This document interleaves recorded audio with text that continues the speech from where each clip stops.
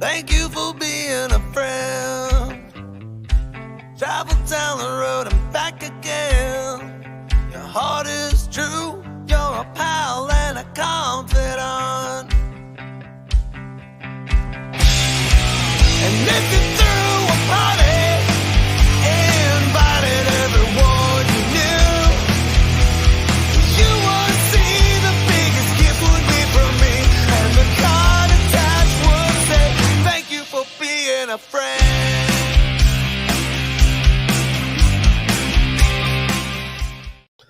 Konnichiwa, everybody. Good evening. It is Golden Guys, just like the Golden Girls without all the sex appeal. We're waiting for our Betty White. He'll be here soon. We're just sitting here talking about some stuff, and here he comes. I wear a special shirt just for him. Let's bring it on. How we doing, Mike? Good. How's it going, guys? Good. I wore a shirt just for you. Rising Sun Mando. Ooh, I like it. Rising Samurai. Sun Mandalorian, yeah. Samurai Boba. Mando. Mando-san. Mando-san. Yeah. Oh, I wore one for you too. Seattle. There you go. There you go. I talked to my landlord. He's like maybe 15 years older than me, or maybe 20. But he was telling me he saw Nirvana a bunch of times. I was like, oh man. Yeah, I remember Nirvana came out with awesome.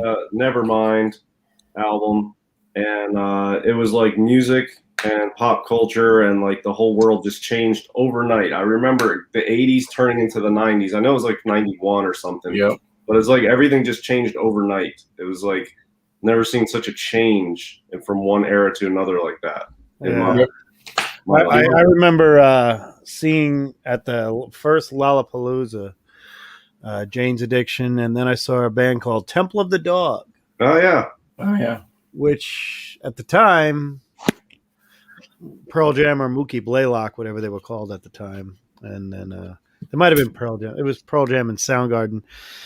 Sad to say that both Chris Cornell, one of the great ones, one of my favorites of all time, favorite vocalist probably of that era was Chris Cornell.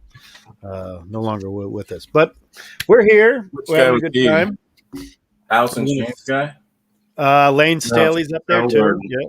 Chris Cornell. Oh yeah, that's right. That was Lane Staley with Jerry Cantrell. Yeah, you know what's interesting? These are my Lane Staley glasses I've always worn when I go see the cover band. This is actually my Lane Staley, Lane. Big fan of Alice in Chains. I got to see them in Fort Myers, Florida, one time. That was a good time. Yeah, I liked alternative when it first came out. It's always one of my favorite genres, especially that Seattle grunge stuff. But over time, my favorites have flipped. Like Pearl Jam was my least favorite at the time, and I freaking love Pearl Jam now. Nirvana was my favorite at the time, and they've dropped down the list. I used to like Nirvana and Stone Temple Pilots the most. Stone Temple Pilots big. Alice in Chains, Pearl Jam, and then probably like Soundgarden. And then Stone Temple Pilots and Nirvana are like bringing up the bottom five. It's weird how it's flipped, but Pearl Jam is way at the top for me now, and it was at the bottom before. So I'm going to be dating myself soon, and Nights, you might want to ask your guy if he remembers the Meat Puppets. I remember. I know Meat some of Puppets were first. Well, he said that when he was seeing lots of shows before Nirvana was big and all that, there was another band called like Mud Honey. Yeah, Mud Honey. But he said that they were like that was like the band that was supposed to be. Everyone thought they were going to be the huge, not Nirvana. Nirvana was like opening for them or whatever. You know? I mean, I got to see a lot of these. I mean, I'm dating myself, but there used to be an AM radio station we used to listen to. It was nationwide called, and on our area in New York where it was 1480 AM Z-Rock, the Shark. And we used to listen to that because that was the only station that played the Seattle sound at the time before it was called the Seattle sound, before it was called grunge. It had Meat Puppets and Alice in Chains. They introduced Nirvana. It's the first time we heard Smells Like Teen Spirit and Lithium back to back. They used to play the whole record and we'd be like, what? We all of a sudden everybody with our, everybody who was a Poison, Warrant, Slaughter, Fire Hose, whatever they were, started tearing that shit off. And then was like we could finally listen to Z-Rock because it was the only station that played Metallica, Megadeth, Dokken. You know, even Skid Row at the time was much heavier at the time, and who, by the way, is coming into town next month. We have Skid Row and Dokken coming into town. Oh, that's awesome, dude. So that's a great show. I'm excited about going to be right over there on the other side of the river. Be really cool. Let me see what the chat's talking about here. Chat's got to be mentioning this stuff right now. We're just gonna get a little bit here. Are we even live? Yeah, we're live, dude. Oh, okay. Yeah. Let me introduce the chat. It's been a while. I apologize. I haven't been introducing the chat. Somebody brought that up to me, and I apologize. Jambo Comics. I know he was out recently shopping. Great. Oh, yeah, with Bub. Yeah, he was out with Bub. Mr. Gretzky, always happy to have you here, my friend. We were talking a little Pep the other day, me and another guy, and who just so happened to have a Pep 22. I'll be doing some quote-unquote fine dining coming up, and you'll hear about that coming up with Lewis and I are going to meet a guy I've been dealing with a lot, and he's probably watching on the replay or is watching now. Can't wait to do some fine dining. It'll be quite fun. Aloha from British Columbia. Alan, good to have you here north of the border. Speaking of them, they were definitely big into the grunge back then. Look at Jambo. Canadians? Are those Canadians?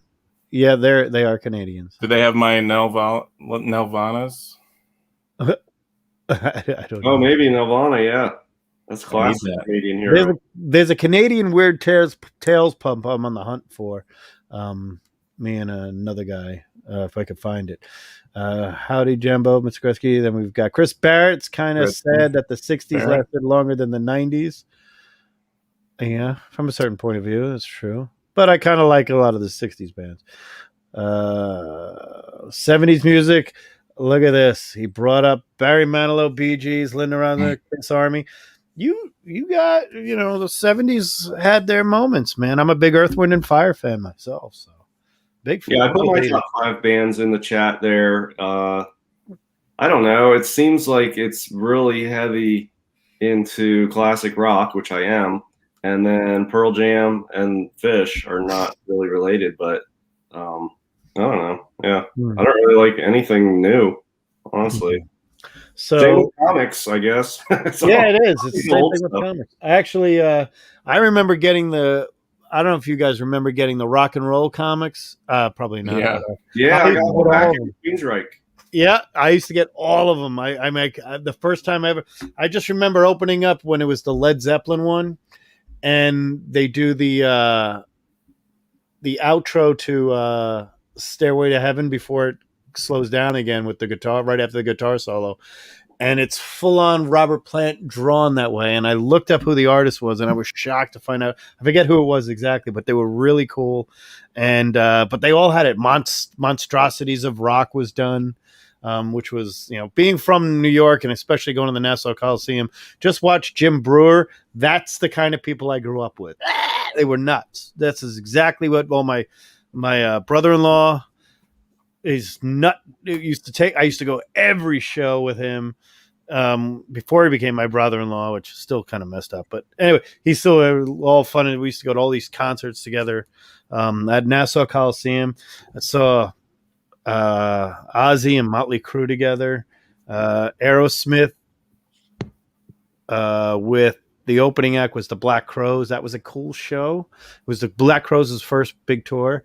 And then, of course, the Guns N' Roses Metallica, which was a disaster every time.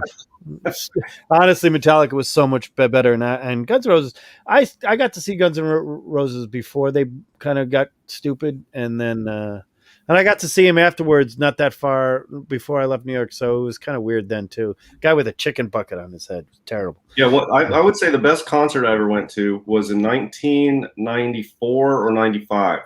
I was at college and it was downtown, so we just walked. But it was Danzig. It was a Danzig concert. So we're like, hell yeah, let's go see Danzig. And the two bands opening, nobody had ever heard of before. Nobody knew them. And it was Korn and Marilyn Manson. Wow. And they were handing out free tapes while we were in line of these bands. We're like, we don't want to see these crap bands. We want to see Danzig. Well, after Korn went on, then Marilyn Manson went on. And we were like, you know what? We should really just leave because those bands were so good. Danzig's not to be. And we like stayed through half of Danzig and left and went drinking. But yeah, it blew us away. And they didn't have albums out at the time, so we didn't know until later that there was going to be famous bands. Chris Barrett in New York, the Allman Brothers used to do the Beacon Theater for a week. We would see them like twice in like a week. We'd go. Dickie Betts, we saw with Dickie Betts and without him, and then their kids just played here. The Generation 2, whatever they call themselves, just played here in Omaha a couple of weeks ago. My concert I went to that shocked me was the first time I ever saw AC/DC, and it was the first time a crowd never sat down. It was like there was never a moment when there's no ballad in the whole thing. It's just straight up 3 hours straight. But my favorite concerts ever is the band I've probably seen the most of, and it was The Who. I saw them in the early 90s, mid 90s, 2000s. I saw them up until John Entwistle died. I went after John Entwistle died. Never saw him with Keith Moon, but got to see him with Jason Bonham. John Bonham's son was the drummer at the time. Well, we're playing drums at the time for them. But just The Who is another one of those where you just love everything. Dylan. Yeah, I like Dylan. I'm a big fan of Blonde on Blonde. It's one of my, I always tell everybody, if you want to know discs or albums that I keep over here, little records that I keep, my 25, I say the top 25, and sometimes they get voted in and out. Blonde on Blonde by Bob Dylan has always been in there next to Abbey Road the whole time. So it's the Led Zeppelin 1, 2. I've always been there because those are my favorite too. Is the first introductory albums. It's weird because everybody's favorite is like 4 and Physical Graffiti. 4 is one of the worst. I mean, it's one of the. 1 and 2 are just. There isn't anything wrong with 1 and 2. And then Houses of the Holy is good. Oh yeah. Number 4 is what I listened to when I was in high school, and now I hardly ever listen to it. Yeah. Oh, but that Levee Break song that's the best one on there. Yeah. Yeah. That and Stairway. Yeah, 3 is a great acoustic set. It's kind of like when they went unplugged, but they didn't really mean to be. Yeah, 3 is hardcore, man. I mean, yeah, 3 is a good one. Yeah. So I'd love to see The Who. By far, one of the bands I wanted to see the most. By far, the band albums. The Who. I got to see them do Tommy, and the cast of Tommy was played by other musicians. Phil Collins was Uncle Ernie. Billy Idol was Cousin Kevin. Patti LaBelle was the Acid Queen, not Tina Turner like people think it was. It was Patti LaBelle when I saw it. And the other celebrity was not Eric Clapton as the main guitar preacher. It was Steve Winwood. So a little cool. Supertramp, big fan right there. You're talking 70s. You got to talk Supertramp up there big time, Also, seeing the Winter Brothers, Johnny Winter and Edgar Winter, was absolutely mind-blowing when you were like, whoa, these guys were good. All right, so back to Golden Age comics and manga and pulps and stuff. I wanted to mention one thing about the whole grunge thing when you said like it flipped overnight. Yeah. There's this heavy metal kind of documentary. And it's pretty funny. I like, all the heavy metal stuff, but hearing them describe like the switch over is pretty freaking funny. I have to admit, Vince, whatever from Motley Crue. Vince Neil. He just I just don't get it. Like everyone's just all like boo-hoo about whatever. All of a sudden, we're all having a good time, and now all of a sudden everyone's like, oh, boo-hoo. That just when they described grunge, it was really word for word on the radio station in New York, 102.7, when they said there's a new kind of music out there called complaining rock, and that's what it was. But at least it was something different, because if you don't know, early 80s metal up until the mid 80s metal was really good, or rock, heavy hard rock, metal was really good. Then came the hair band, and when every band was doing the same single thing over and over again. That's when change happens.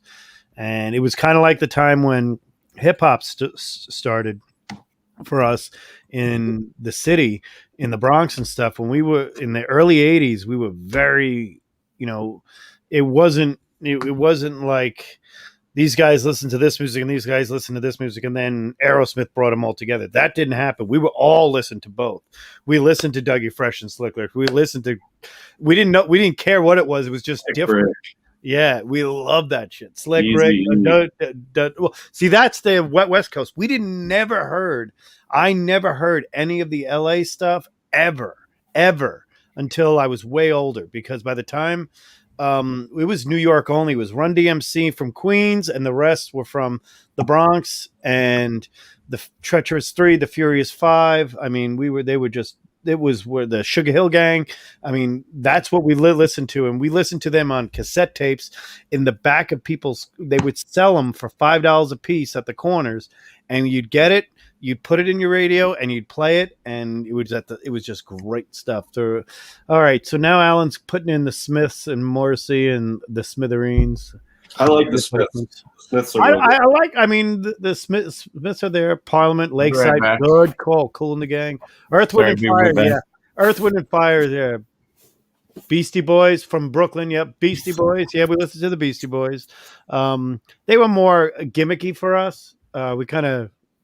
All right, until Sabotage came out, then we thought they were badass. I think the best Beastie Boys stuff is the non-commercial. Like, I like the stuff like Sabotage, and of course that early, like the 80s stuff was a lot more rock to it. Paul Revere is still underrated. Yeah, I mean, that whole album was good, but the non-commercial stuff that maybe a lot of people haven't heard is really, really funky stuff, and it's got a lot of good sound in it, and that's my favorite Beastie Boys stuff. Although I do like Intergalactic and Sabotage and some of the 80s stuff. But yeah, Beastie Boys are good. They have a wide array. I like some other stuff, Beastie Boys, Prodigy, stuff like that. I listen to some of that hard sort of like Rage Against the Machine. Yeah, so choppy and hard. I like that kind of stuff. Yeah, I grew up in the same neighborhood as like Howard Stern, Lou Reed, Joan Jett. So we were exposed to music very young, because we got to go. I mean, we go to the Right Track Inn, and you'd see Billy Joel would show up, and it was normal that, because it's kind of weird to explain, but I got to see more concerts in small venues than I did bigger venues. When I went to big venues like Madison Square Garden or something like that, Ticketmaster screwed us over, and we used to have to go to the Wiz in Manhattan, sleep out, get the tickets for the show, and you'd still be like in the back, and then you'd find out this ticket scalper, as soon as you walked out, would be like, I'll trade you your tickets you just spent $60 for, spend another $100 and I'll get you right there. License Hill is great, more rock than their other stuff, so classic. It is. Well, good call, DS, on that one. Hello, Magic Lasso. Good having you here. Yes, I got another pickups if we're going to do comics. Yeah, we got to do some comics here. Let's do some stuff. Does anybody have anything they picked up in house? I do have something, but I'll show it at the end. I got one book. I can't remember. I wasn't on show last week. I don't know if we had one, but we didn't have one last week. I got one book here. I'll show. I have a bunch on the way that are sort of big-ish books, but this one's nothing huge, but it's cool. It's tough to find this book with a white cover, like you never see perfectly white. And I found one, and it's an FF67. It's 8.5 white pages, but this cover is just like perfect. That is nice. It's such a perfect copy. It's just so bright. And usually you see some tanning on this. It's just, unless you buy like ultra high grade, but I don't want to, get a 9.4. Right. Yeah, so I'm really happy to pick this up. It's nothing huge, but it's just going up in value. And yeah, nice book, nice white, bright copy. It's probably not showing up good on the screen, but doing well. Okay. Yeah, I've got the lights lower in here. I don't have all of them on, so yeah. So I picked that up, and then I did pick one other one up, which I posted on my Instagram, but I want to show you guys anyway. I picked up this National Comics 5. Oh, awesome. That looks really good. That is nice. This is a Lufine from 1940. Yeah. And the colors on this thing are amazing. I mean, look at the blue and the reds and the green. It's just... The girl looks great. Yeah, it's just such an amazing copy of this book. It's pretty rare, too. There's not many of these out there. When, where'd you get that? I don't know, whatever, but that's the first appearance, Quicksilver. 4.5, off-white to white. Now, one interesting thing about this book, and somebody else pointed out, and I thought it when I bought it, too, I think this is part of the Detroit Trolley collection. Mm. Oh, that does look like it's got that T, yeah. Yeah, and I've had a Detroit Trolley collection book. It has that on it. CGC doesn't recognize that collection, so we got a blue label anyway. But CBCS recognizes it. It's neither here nor there for me. But it's kind of a cool thing if I sell it down the road. I think that might generate a little extra interest. But I just wanted the book, and it's my third Lufine. And, it's got the skull, so it's dark golden age. So there you go. Yeah. But, I don't know. This is just such a beautiful copy. 1940, off-white to white, bright colors. So, yeah. Where'd you get it from? Where'd you get it? Heritage. Yeah. And so I Heritage. got it on Heritage on Mother's Day on their Sunday auction that night. 2 days ago. Nice. And I was watching the books. I got something else that's much, much bigger, but I'll show that when it comes in. I feel like the prices were lower on a lot of. Is it gold? Huh? Is it gold? The big one? Yeah. No, it's a Silver Age book. Oh, I'm thinking about Silver Age book, just trying to make value out of my portfolio. But hey, I can't talk. I haven't got it on there on Thursday night. So this one I got for I think almost half of what I think it's worth. Really? I got this like 35% cheaper than the last 4.0 sold for recently. So yeah, I think I got almost half price on this, honestly. So I felt good about it. So yeah, that's it. And I've got a lot of big books on the way. They're all Silver Age, but that's what's hot, and that's this is the market, and like the ancient Japanese wisdom says, try to be like the grass and bend with the wind and not resist it, because then trees will fall over, but the grass will go with it. So I just flow with the market, and right now it's Silver Age, so I'm trying to buy and sell Silver Age. And then I'll pick up Golden Age here and there too. I still love Golden Age the most, obviously, but the market is what it is, and I'm not going to fight it. So I just go with the flow, and right now Silver Age is hot, so I'm going to jump and do Silver Age for a while. Nice. Well, I picked up 2 Western pens, so they're not gold, but yeah, Western pens, good stuff, man. Yeah, this is my first Western pen DC. That looks nice. Yep, really nice copy. Nothing really at all wrong. Well, do the big screen here so you can see it. It's a tough book and high grade. Yeah, it is, and I'm very happy with it. It's my second copy. This is one I'm obviously keeping. Don't know if I'm going to slab it right away. I'm probably going to. Now, see, that's how you do a first appearance. Yeah. And yeah, exactly. And this was a throw-in. Also, one of my favorite Fantastic Four runs of there, and another Western pen. Guy has about 6 more Western pens. He's not sure if he wants to get rid of them. I ran into him. He called me about a pulp. And he says, I know you like the Western pens. I remember from Pittsburgh. And we started talking about, oh, yeah, this place and this record store above the record store. He said, yeah. And then he said, well, I got this one. I said, what are you looking for? I'm like, well, obviously any Kirby DC I'm looking for. He goes, well, I have the Mr. Miracle one. I said, you got that one? He goes, yeah, I sold my Forever People one. So I would rather have the Mr. Miracle number one. It's something about that book that it's just a great book. It's just one of those that everybody should have it and enjoy it right there. One of the great pulps I found in our collection. I found a few good ones, but one here I wanted to share with everybody. Does anybody know what movie this is from?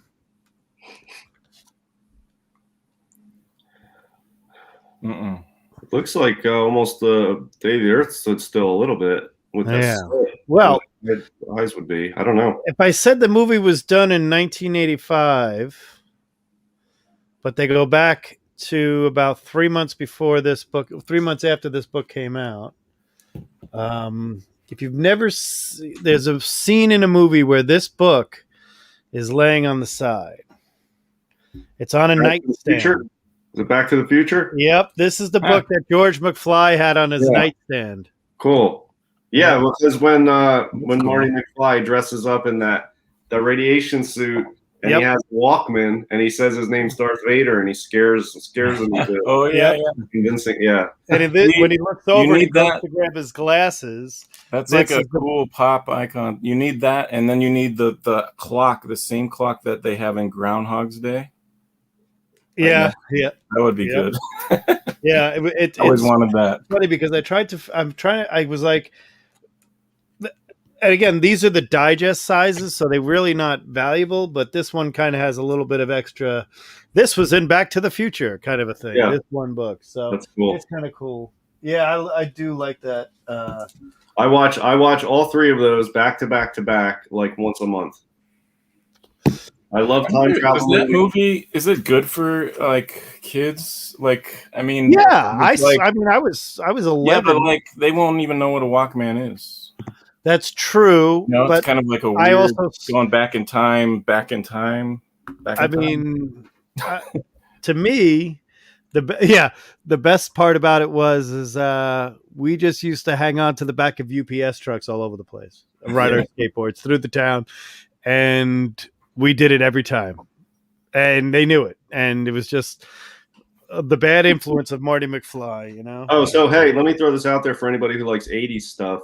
I feel like a lot of people have seen this movie, but a lot of people haven't. Ready Player One, if you haven't seen it, great movie. It is loaded. It has millions of Easter eggs. I've watched that movie 100 times already. Every time I watch it, I see different stuff. Read the book. Full of 80s Easter eggs, and it is just, I haven't read the book. Everybody tells me to read the book too, but I've seen the movie, and it's great. The book has mega Star Wars in it. It's Star Wars-y. It's different. It's good. I mean, it's good because what it does is anything they couldn't have the licensing to, they had to wait. So it was kind of cool in a way that I wonder what was not in it. Star Wars. Oh no, Star Wars, huh? And a few other things here and there, but there is a Star Wars reference in the movie though, because the one guy has all the little ships that he's built, and he has a Millennium Falcon. Yeah, but it's Ready Player One is pretty good. I think they did a good job with the movie. I'll be honest with you; it was kind of captivating you from start to finish. I remember liking it when I watched it, but I can't remember like anything about it. Well, every time you watch it, when I watch it now, I mostly look in the background, and you see all these little Easter eggs, stuff on the wall, little characters, and it's all 80s references, and it's just there's millions of them throughout that movie. And every time you watch it, you'll see different ones. Like I watched the final fight scene. The last time I watched it, I saw Spawn in the final fight scene. And but still cool. Yeah, it's definitely a generational. It brings you back, you know. The A-Team van, Knight Rider, good stuff. Any big comic auction? I mean, there had to have been. There's been well, right now you got Heritage feature auction right now is Pups, and I do have 21 lots in there, total of 28 items. I have 21 lots. They're doing pretty well. When does that close? Next Thursday. The big items in there we talked about on the show: the Shadow one, the Doc Savage one. The Weird Tales first issue from 1923. Those are probably the annual in there. There is an annual Amazing Stories annual. What's the hottest thing right now? The hottest Shadow one. Shadow one. I'll tell you this: like the rarity of it, you'll see 5 Doc Savage ones before you'll see another Shadow one. I mean, I don't think there are 25 of them out there. I know people with them, but I just don't think there are 25 of them out there. What do you think it'll close at? My guess is somewhere in the neighborhood of over $70,000. Nice. Easily. I think it probably might even hit the six-figure mark if enough money comes into it, which just helps pulps in general. Yep, there's that. There's a first Buck Rogers in there. There's two of the War of the Worlds in there. August of 27. None of them. None of these are mine. I'm not going to mention any of the books I have in there because that wouldn't be fair. I do have 21 lots in there, but they're good lots. I mean, yeah, the Shadow one, the 8 days to go on this auction, but the Shadow one's at 36,000 right now already. Yeah, it's and the Doc Savage is only at 8,250, so it's like almost 5 times the price. And no offense to the Doc Savage one, but it's a good condition book. Let me just announce that it's not like it's ripped up or anything else, but a couple of years ago, and I don't mean not long ago, Doc Savage's ones were about 2,000 to 4,000 at the most, and then one sold for about $8,000, and everything changed. Well, and there wasn't even a Doc Savage one that sold. It was like wow, but there's a lot of other good books in that auction that are some cool ghost stories in there. There's some good weird tales. There's a lot of good condition weird tales. From the Brundage file copies. They're really good. Some outstanding books that you don't see in the scarcity environment of the pulp world. But overall, it's a good auction. I think it's going to do very well. I think congratulate Heritage for their pursuing this to do their second major dedicated pulp auction. And this one, they brought out the big gun. I mean, they brought out, outside of maybe an all story. I mean, that there are 2 Conan first appearances in there. So, but you didn't keep that for yourself? I did not find a Conan one. Oh yeah, that's right. Yeah. Well, now you books I didn't find. I'm missing, and one of the books that's going to do very well in there is one of the weird tales with the Lovecraft Call of Cthulhu. And I couldn't believe it wasn't in this collection. Every other Lovecraft I've got, but not that one. And it was kind of shocking. And I still, maybe I missed it, but I didn't, because I've gone through it 1,000 times saying it's got to be in there. It's got to be in there, but it's not. Gone through every one of the books in there. A lot of good wonder stories I had in there, which some Lovecraft in there, but just some really good stuff overall. I mean, in the pulp auction, that's a big one. Clank just ended. There were some big books in that one. Some big Golden Age books that ended in that one. Did we see did a Cap one recently just sell? Gosh, I've been so out of it because I've been hunting for my new house, which I got. Okay, congratulations. Yeah, hopefully, knock on wood, we're hopefully found ours too. We're just finalizing the last bit of it. Everyone says celebrate, but I can't until I get the key in my hand. Exactly. Until it's done. But yeah, I mean, there will only be maybe 2 or 3 more in this background. So. Yeah, it's American finding something in this market. It's insane. I was recently. I've noticed some guys on Instagram posting a lot of some books out there that I wouldn't say are rare, but rare in the grade. And that Promise collection's coming at the end of June, and they're selling their stuff to get ready for that. Yeah, and I know people that are very much interested in a lot of those items, and I am as well, but I not now. Yeah, it's going to be a great test for Golden Age because everything, all the other collectibles have hit sky high, right, DS? Pretty much. Yeah, they have. I mean, so we'll see what the primo Golden Age,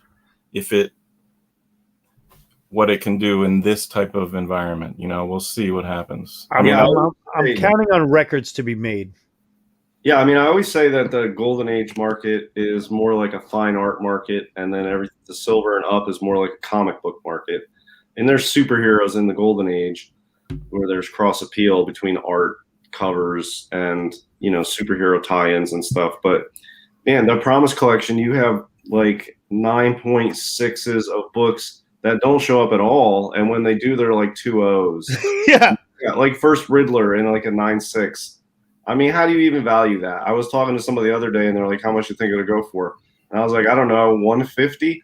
And he's like, "Oh, I think it'd easily be 250." So we're like 100,000 apart, and we're both into Golden Age. And I mean, how do you value something like that? I don't know. So yeah, there's in that like the USA Timely, the USA Comics. Oh yeah, yeah. how do you value that? I mean, it's just The What's the going number to be guys 23, like is it 2021 or 23? for which? There's one that's there's the all winners 20. I think it's 23. It's not as rare as we made it seem out to be, but it's rare in that grade. And that's one of the great conversations I had recently with one of the high end buyers. Was sometimes when we discuss rare, and I consider rare to be the hardest one. Scarce is lower than rare to me. Rare. Sometimes a book is extremely rare and high grade, but may just be scarce in general, as opposed to something that's rare and 10 or less on the census, or 15 and less on the census. Oh, and then you've got some of the classic golden age, like dark golden age, the stuff I'm into, like a Mask 1 in 8.5. Okay, that's the highest graded copy of a Mask 1. It's just a Mask 1. It's not super rare among golden age. Right. It's not a superhero. It's purely a dark GA cover by. Ultra classic, though. I mean, what does that go for? I mean, I don't know. I mean, if it goes for, I mean, I don't even know. And I'm into that. Like an 8.5 Mask 1, highest graded. 70,000. I mean, maybe, yeah, it could be more than that. It could be 125,000. I mean, I don't know. The highest graded copy of that, it's such a classic cover, but it has a cult following. Like, you watch any other group of collectors, they don't care about a Mask 1. Most of them don't even know what it is. So it's a very small group of people going after it, but they're very hardcore about that genre, as am I. So, and you had the LB Cole factor. I don't know what that goes for. I mean, that could be, how do you value that? I have no idea. It's just how much money do people have and how many people are bidding on it. It could go, I don't know, man, 150. I mean, at 200, I don't think it would hit 200. That seems high for a Mask 1, but what grade is it? 8.5, but it's highest graded. Is that the highest ever? Yeah, highest ever. 8.5. Currently, I mean, we don't think there's going to be another one found that's higher than that, but you never know. I don't know. Those kind of books, you get the international crazy people, though. You get the like. We call it the hedge fund money. There's that. What's the guy in like the Middle East that has like? Yeah, right. Every I mean, I'm sure he'll be eyeing some of those timelies. Yeah. I mean, not just the I mean, and there's a whole stack of DCs in there. There's a whole stack of DCs. I mean, we had it on the show 3 weeks ago or 2 weeks ago. We had it on. They keep adding more, right? All American 61. I mean, first appearance of Solomon Grundy. The one that it shocked me the most, that not only was it a 9.6, it's the fact that is a book that not only DS would like as a dark GA fan. Yeah. It transforms Dark GA first appearance of a Batman villain on the cover, badass cover, great book, early appearance, and that is rare. That is a rare, much rarer than you'd think. I just don't. You don't. And then what I mean rare is they might have produced a lot more, but I don't see that many of them, and I've seen a few. Like I've seen more. I'll be flat out. I've seen more Superman ones, more Batman ones, maybe about the same number of action ones I've seen than I have seen in All American 61 in person. Yeah, and it's not. It's like this will be forever known as like the second Mile High collection. There's the Mile High collection, and then there's this collection because, yeah, there's other pedigrees out there and other collections and stuff, but rarely do you have one with such massive books in such pristine condition. Mm-hmm. And to own any of those is awesome. And then to have like a first Riddler to 9.6 or something, like I mean, if you have the money, you buy that. You just keep bidding on it. So I don't have any idea what these things will go for. Yep. And then I bid on my house, like I was like after the best timely ever. I used every strategy. It was pretty awesome. But thankfully it didn't have to come down to that. But I was like, all right, this is it. It was really funny. One thing about this pedigree, this isn't like some comic book, like, settle down a little. I'm like, no, we gotta win. Yeah, right, exactly.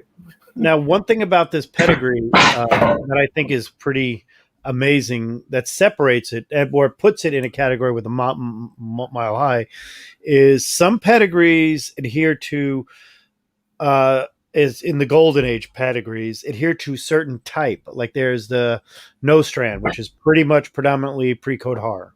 Then you've got some that are predominantly DC, predoms that are predominantly timely to Atlas.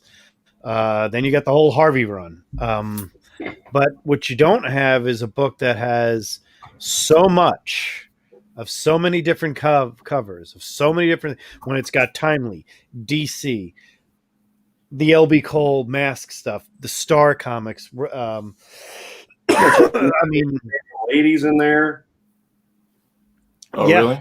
Yeah. I mean, comics. Yeah, I mean, it's like a Submariner. Did they talk about the origin of this collection yet? Because I thought he was saying, Rick was saying, I've heard that things they were I going can't to get say. into that soon, but I wish I could. Well, I wish I could.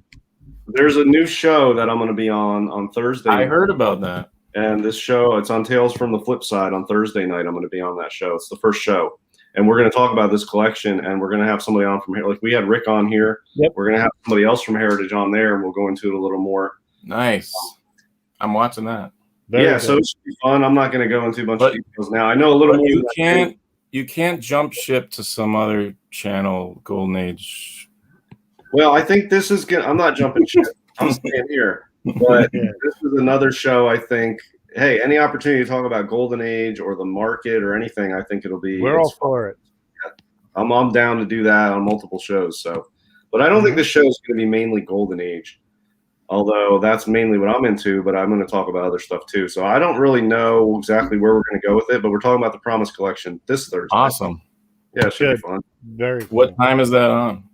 9 p.m. Eastern, Thursday night. Sweet. Okay. Tales from the Flip Side. Tales from the Flip Side. Tales from the Flip Side. Yeah. What Thursday night. do they have? Like, are they kind of like Comic Core, where they have just a bunch of different? Yep. Okay. Yeah. Same deal. So I know a couple of the guys that I talk to regularly, and they want to do a new show talking about, like bigger books and the market and stuff like that.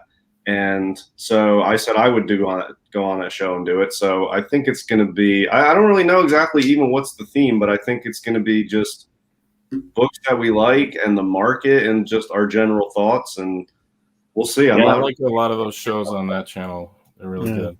It's a well done channel. Yeah, it should be fun.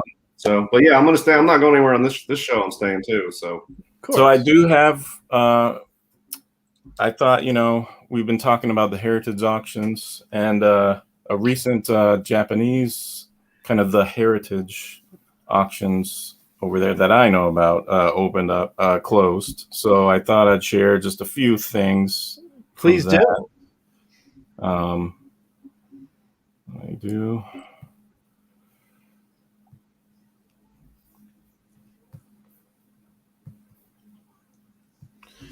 Let me know when you're ready. I'll bring it up. All right. Ready? Yep. I'm going to make it. There you go. So I don't know. Can you even see like the text at all? I don't know how big. Barely. My eyesight's terrible, but it does say current price, time left. Okay, all right. So this was this big auction is called the what is it? Zembo or something? But it's you can go to the site mandarake.com, and it's just really cool. They're like collectible shops, and they're like, it's as if you put the top comic shop of every state, or collectible shop of every state, and they became a chain, and you could go to the website and search for any comic or toy, and you'd basically be searching the top 20 collectible shops in America. It's as if something like that happened. Yeah. But so it's been awesome. And like, it's now that like there's translations and all this stuff and PayPal, and like it's really gotten so much easier to buy stuff from there. Although shipping, I swear, keeps going up like every month. But they also do these huge auctions, and these are kind of like the last thing to be translated, so it's a little bit tougher, and their searching can be very challenging at times. But I thought I'd just run through some of the stuff that I was looking at, and it's a little annoying. I've bid on it like once or twice, but it's kind of annoying because they want you to buy, like they have like these heritage auction nice catalogs, and they want you to like buy those, right? And then I think if you buy one, you get to bid in the auction, but if you don't, you have to pay there's like a fee just to look and bid, which is kind of lame. But so I don't do it very often, but I probably should, because sometimes some stuff goes through the cracks. But I just grabbed some like interesting things. This one's for Stray Flexen, because I know he likes the Dragon Ball animation cells. And so basically the price to convert it to US, you basically just have to move the comma over once. So this is $5,300 basically. So not okay. I mean, it's a lot for a cell, but so you move it 2 spots? Just you move the comma just once. It's like you or so you like $53,000? No, 53. You move it. Sorry, you move it. It's like, actually, that's what I do in my head, but it might make a lot more sense if you say just remove the first 2 zeros that are on the right side. Okay. So that says 530,000 yen. Yeah. So if you remove so it's 100 for one. Yes. 100 yen. The yen was 300 to 1, and now it's 100 to 1. So the dollar's lost a lot of value in the last 2 decades. Yeah. I remember it was 300 and something yen was $1 back. Actually, yeah. And when I started getting into this, maybe it was like 2.5 years ago or 3 years ago. I've been into it for a while, but once the comic prices went through the roof, I migrated over here a little bit. But at that point, the dollar was I was getting 125 to every dollar. So it was really nice. But I think we're almost even now. But yeah, this is $5,300. So not too crazy, but well, I don't know. I don't really know cells. I don't like them very much. I mean, I would buy them from this place. And that's another thing I like about this place is, it even says with warranty, because there's a lot of they don't have CGC and all that stuff. So, and there's a lot of, and it comes with a painted and a regular. Sorry? It comes with both, because I'm looking at above the main paper. Yeah. It's got a sketch thing above it. So yeah, often there's a pencil drawing called a Genga not under, but every now and then you can actually, I think they only make those for every very important parts of the movement, like key frames. So you might have one Genga and then maybe 15 cells without it, and then another really key movement, maybe where he, I don't know, switches, he jumps or something, or has a different look on his face, then there'll be another one. Or the startup of a punch, that would be one, and then the last frame of the punch would be another one. Those are the best artists, though. They create those pencil drawings, and then the animators fill in everything in between. But yeah, sometimes you get both, which is pretty awesome. They had a really big Batman auction a couple months ago. Oh, wow, that's cool. The Batman. Yeah, 3,500. Pretty neat.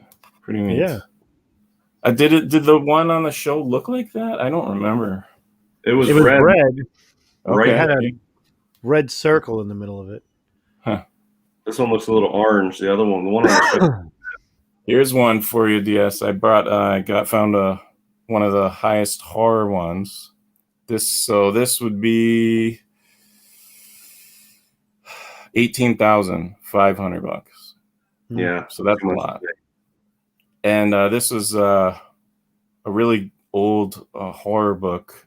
It's almost golden age, our golden age, but definitely theirs. It's 1959. And these were actually what they, I forget the name of it, but they rent these out.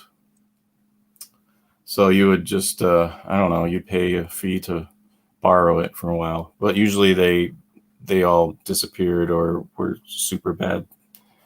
I mean, you could see the condition.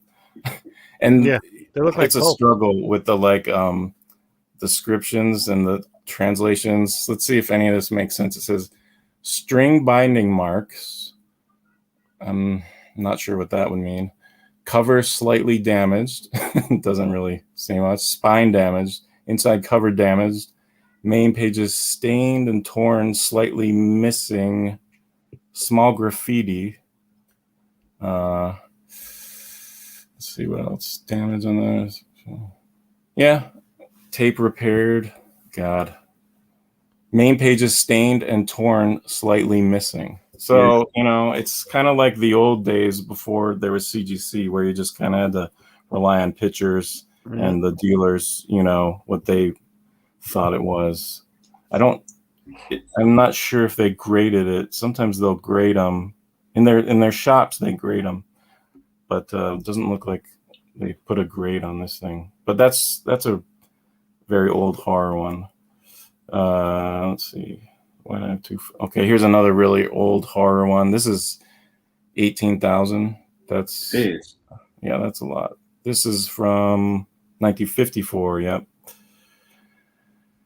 And the manga as we kind of know it, that kind of resembles today, started kind of around mid 60s, late 60s.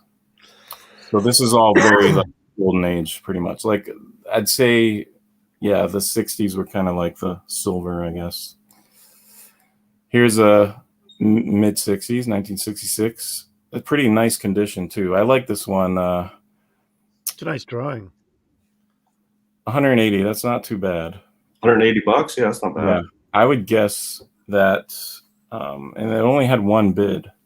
So you don't know. There's some crazy American Batman fans, probably like the generation a little older than us, who maybe 10 years older than us. I know some collectors who are really into this kind of thing, and they have some deep pockets. So you never know how much it would have went for, but you'll see some other Batman stuff. But I like this one a lot. I like them when they actually draw it, because a lot of times they'll use like the costumes from the show. This is pretty cool. Interior. I don't know who that guy is. Who is that supposed to be? Like, is that a character? It might be a Scarecrow. Yeah. I mean, like a Japanese sort of different version, but it sort of looks like it could be Scarecrow. Maybe, I don't know. Maybe not. Looks like you got like something over his head, like a hood or something. This one, as you can see, significantly higher, $470, 66. And this is just kind of like your classic. It's kind of a pop culture-ish kind of thing. It's like the melding of the two, the crazy Japanese stuff and the American. Yeah. That's pretty cool. I like that one. But look at that, how beat up it is, But this is very rare. I like, they don't usually have this at the shops. It says cover area folded, spine discolored and faded, lottery cut missing, So the lottery cut is, I think I mentioned it before, that in these books, these are like the big, yeah, you could see how thick it is there. That's all different manga stories in there. And you cut out a little form and you mail it back to them, and you get put in this lottery, but you also like tell them what like stories you like the most. And then sometimes they'll reprint them based on popularity. So that's missing, which I don't think matters too much. Corner slightly missing. I wonder what that means. Page 137, cut out a large number and then cracked at the end.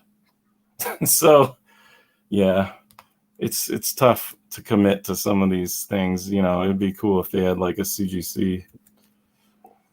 This is a old Ultraman one. Ultraman, right? Yep.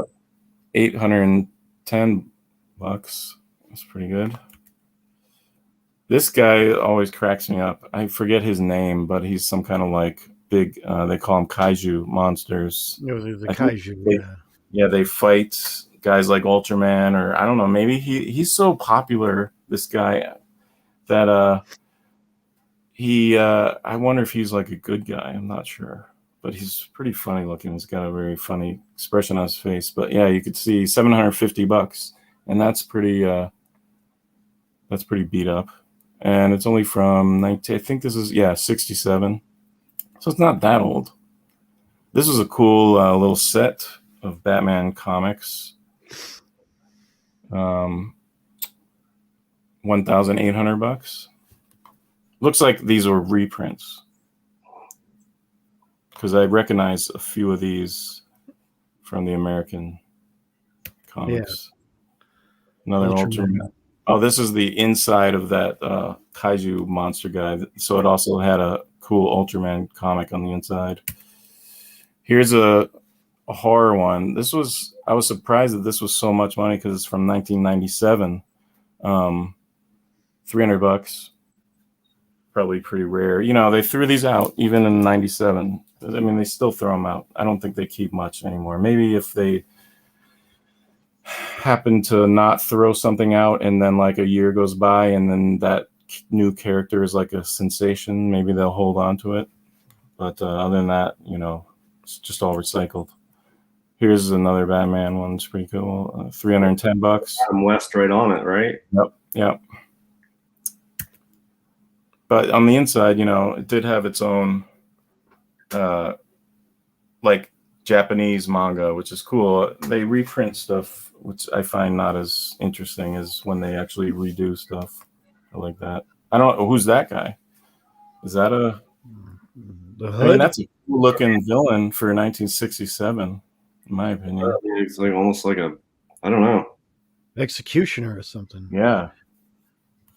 Like it's like a painted prototype. Yeah. That's Adam. Here's and Burgess. Yeah. $410. I can't tell. Is that Julie? That's Mayweather, right? Lee Mayweather. I don't have my glasses on. Yeah, I don't know. I'm not sure. Could be Julie. I don't know the actors' names. Perfect. Another villain. I mean, their villains are pretty cool, actually, when I think about it. 1960s. I don't recall anything like that.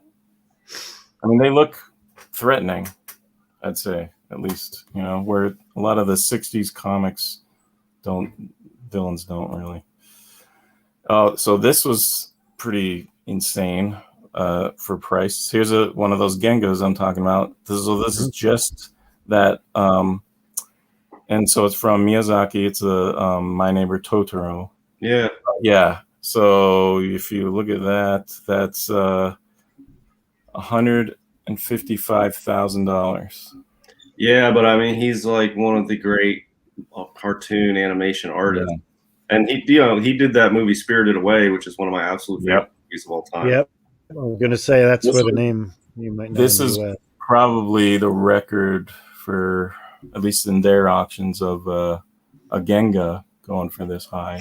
Usually, you'll see backgrounds being the real heavy hitters. But a lot of bids on that one. A lot of watchers, 135. Although I wonder how much Does it say how many watchers are on like Heritage? Yep. At least I can see them. Yeah. Yeah, but there's a lot more than that for some of the big items. Yeah, you can see it on Heritage if you, only on certain screens, but if you click the item and go to the bottom, it tells you how many left, how many people are bidding on it, how many people are watching it. You can't just on your watch list; it won't show you. Yeah, I wonder how much this would cost if it was in like a Heritage auction. I wonder what their highest sell price was. On this, I like this guy. This is the guy who, so Tezuka, he did Astro Boy. He's one of the he's like the Kirby of of comics over there, and 41K, I guess. Is that right? Yep. No. Yeah. Yeah. Well, I think it's 400. Nope. Two over. No. Two. Yeah, 41,000. Which I think, I mean, it's not Astro Boy. I don't even know who this is. It's funny they call these things manuscripts. I don't know why. But that's pretty good for like that many pages, I think. Here you go. Princess Mononoke cell. Just the cell, so no Genga. 41,000 for that too. Yep. I don't know. Is that a good one? I don't remember that movie very much. Is that a notable scene or something? I don't know. I know Spirited Away. Oh, that's right. I get those two mixed up. Look at this. This is a American. When they say overseas edition, that means usually USA. So unopened Yu-Gi-Oh box cards. Yeah, 36 grand. I don't know if Yu-Gi-Oh is as big here. Probably. I like this sketch of Sailor Moon. Sailor Moon, yeah. 24K. Yeah. I mean, that's a bargain if you compare it to some of our stuff. If this is like the best Sailor Moon drawing, you're getting like the grail of Sailor Moons, and it's only 24K. Yeah. That seems like a huge bargain to me for the wide-ranged effect of that show or that character. This is cool. This is this guy with the red gloves in that. It's actual used 19,000. Oh, some props. Nice. Yep, it's pretty cool. Here we go. Oh, I like Astro Boy.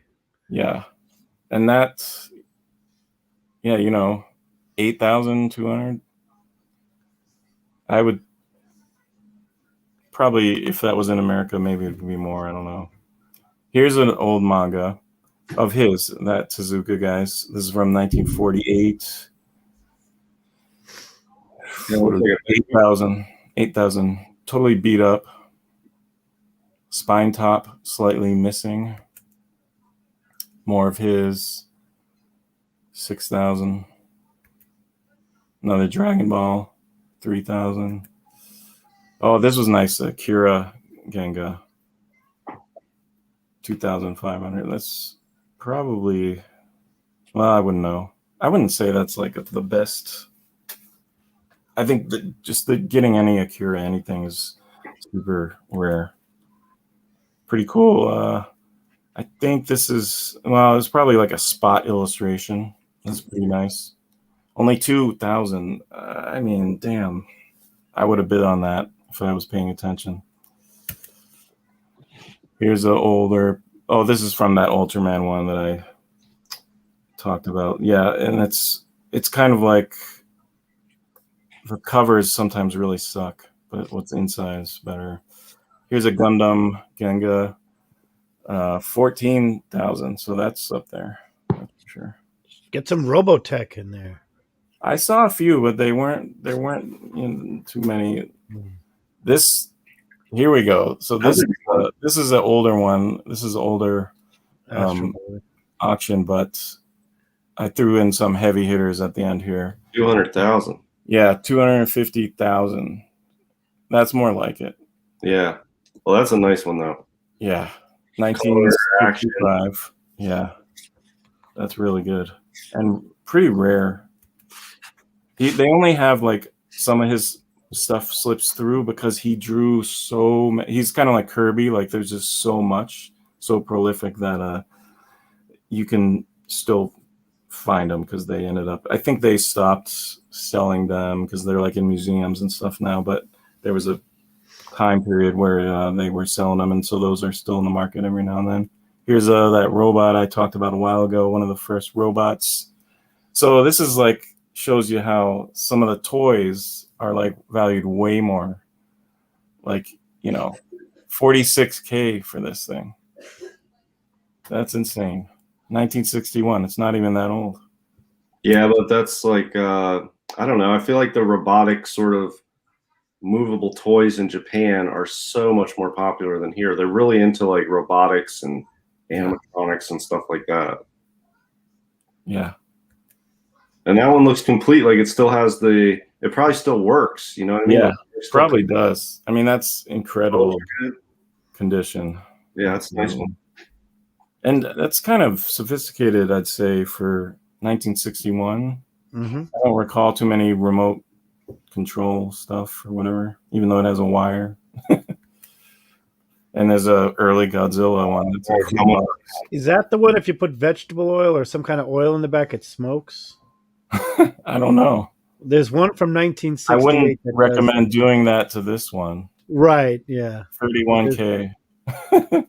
Dude, I would so buy that, but not for 31K. But if I found that for like, I don't know, like a few $100, I'd be all over it.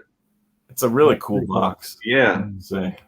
That whole thing is cool. I guess it's worth 31,000, but for me, I wouldn't be able to pay that for it. But it's tin toy. That's what they used to do. Badass. Here's so like those giant robots I have in the background. Right. There's a few of bad guys that they made that were super, super limited. And I think they're made of slightly different material, but they're official. Like there's the box for it down there, but they're insanely rare.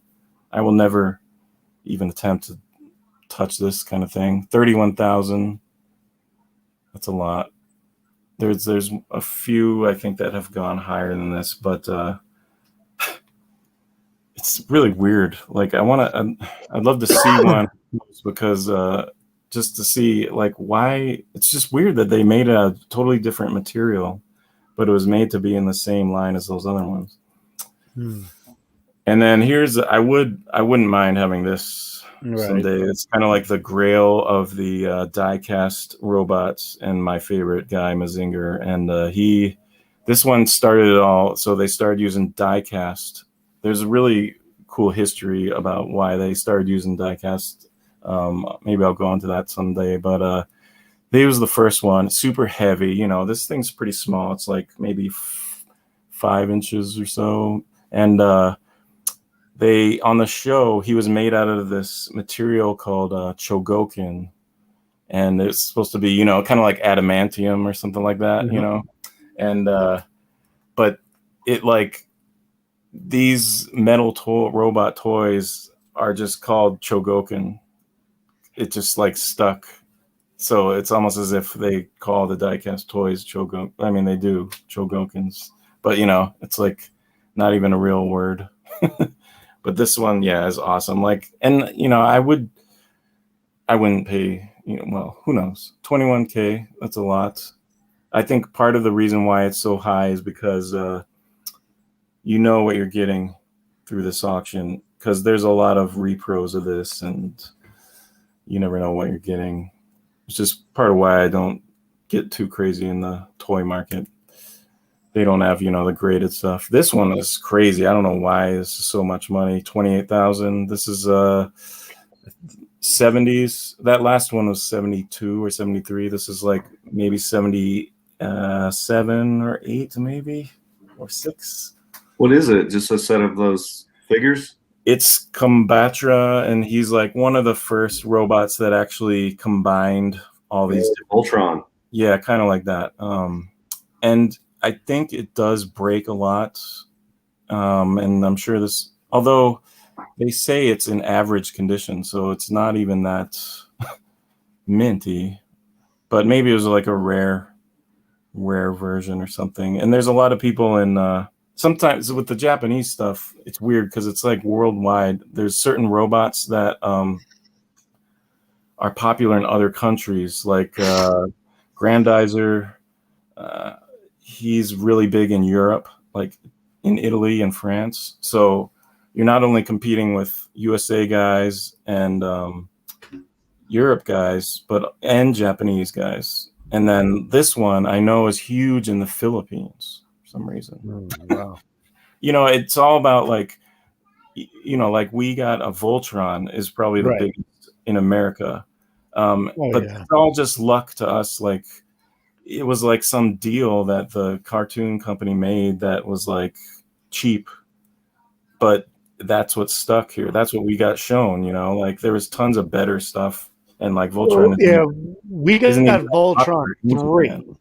Yeah, we got Voltron 3. There's Voltron 1 and 2, which we don't see that often. Voltron 2 is made out of cars and trucks, and Voltron 1 was different. And Voltron 3 is the one with the lions. I mean, I love Voltron, but it's basically like this is the Philippines Voltron. Mm-hmm. Like they didn't see, they didn't have all those other robots, so it's what they loved as kids.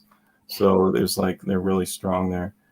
I remember when I was a kid, I used to go to the Rockaway Mall, and every time I went, there was a store there. It was next to KB Toy Stores, but it was like a novelty store. Oh, that's cool. And they had the 3-foot tall Voltron, all metal, and it was like $100. And I always wished I could get it. Of course, I never did. I was like 7 or whatever. That was like my all-time grail as a kid for toys was that Voltron. $100, and it was all metal Japanese version of Voltron. And never ended up getting it. But man, if that would have been a cool thing though. Yeah. They're I swear, like I see them in auctions and I know they're all going to America. Yeah. It's pretty funny. And here's one of the massive price toys ever. So 153,000. That's a wind-up tin. Yeah. Batman? Yep. Well, it's the reason is because the proportions are spot on. Yeah, pretty accurate. That's pretty cool. Yeah, but Jesus, I wonder. What year is that from? 1966. Oh, okay, yep. So it's the same year as the show came out, actually. Yeah. And that's, there's not even a box. I'll bet that sold to an American collector. Yeah, I wouldn't be surprised. For that money for a Batman tin toy, yeah. Above average condition, but scratched and scraped. And it looks like, what is that? Like the little pin that you put in the back to wind it? Yep. Yeah. So it's complete. It's just not in the box. Yeah. 150. Yeah, but whoever bought that probably did it have a cape originally? Were looking for buying the box to complete that, and you can probably find the box. I feel like boxes are easier to find sometimes than these toys. I don't know. Maybe. There's a lot of boxes for sale. Yeah, Joe boxes are easier to find. I don't think in Japan the boxes are very easy. They recycle everything. But yeah, it'd be interesting to read about if there's some special thing about that. But and then this I think is one of the highest. This is Castle in the Sky, Miyazaki background. So 148K. But that's it. Cool. It's nothing like Heritage with the $1 million stuff and all that thing. But I do feel that prices are starting to get a little higher there. People overseas are getting priced out, and they want to. I feel like a lot for years it was really tough to get stuff.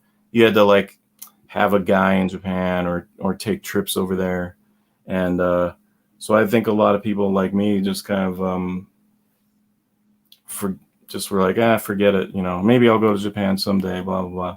But like now, it's just very easy. You have to pay a lot of fees and all this stuff, but like, and the shipping and all that. Yeah, but bring so many more buyers in on these things that there's more demand and competition, and then the prices go up. Yeah. And collectibles are good places to put money in uncertain financial times or where inflation's going up.